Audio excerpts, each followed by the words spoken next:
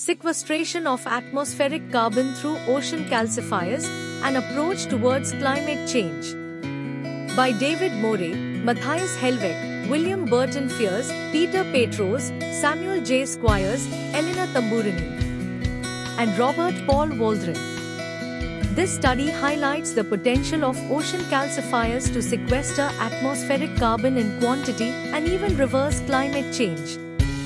The study, which we hope will show why cultivating calcifiers in the short term would be advantageous, attempts to provide a different, biological, viewpoint of the published data bearing on to specific issues, namely ocean acidification and return of CO2 to the atmosphere by the calcification reaction itself. We find reasons to doubt the validity of both issues. Experiments showing ocean acidification is damaging to calcifiers have all used experimental pH levels that are not projected to be reached in the oceans until the next century or later. Today's oceans are alkaline. In open water habitats in equilibrium with the atmosphere, it may be true to claim precipitation of CaCO3 by calcification as a net source of atmospheric CO2, but only if the solidified limestone is ignored as sequestered CO2. In these kinds of conditions, the calcification response is not carried out by living calcifiers.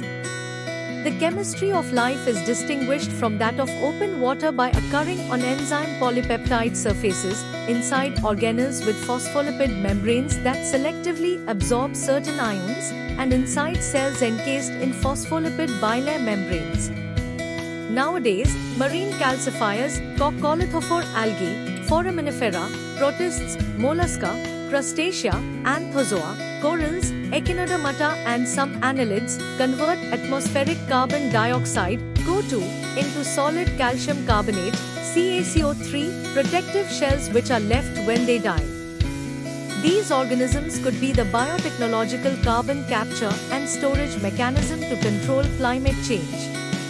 Ignoring what is known about the biology, physiology, and molecular biology of living calcifiers leads to erroneous conclusions and deficient advice about the potential for calcifier biotechnology to contribute to atmosphere remediation.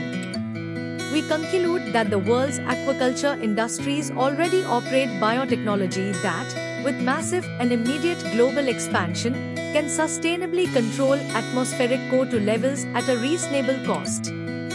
We hope that this view of marine calcifiers will show the value and promise of the contribution that aquaculture could make to bringing equilibrium to the atmosphere.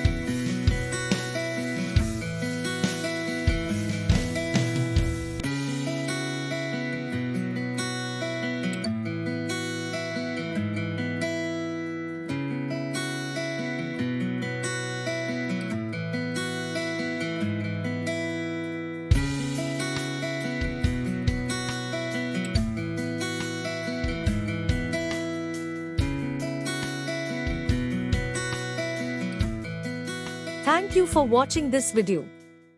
Please subscribe our channel for watch more scientific research videos.